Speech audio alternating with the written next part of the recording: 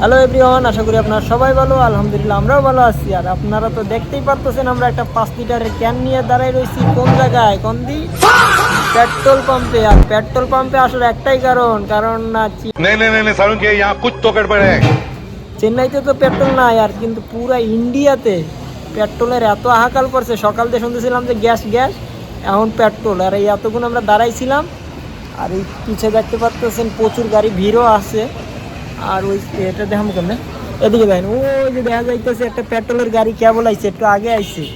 এটা খালি করবে, তারপরে পেট্রোল নিমু, তারপরে বাড়ি যাবো। আর এখন রাত বাজে কটা, এখনও মনে করেন পেট্রোল কেবল আইছে, মানে রাত 10টার সময় পেট্রোল আছে। টাইমটা দেখাই দেয় একটু দেখি, টাইম তো দেখতে পাচ্ছেন 10টা 3 বাজে। আমরা আইসি হলে গিয়ে 9টা 55-তে আইসি, 5-7 মিনিট দাঁড়াই থাকছি। তারপরে মনে করেন এই পেট্রোলের গাড়ি আইসি, এখন খালি করবে কখন, পেট্রোল নিমু কখন, আর বাড়ি যাবো কখন জানি না।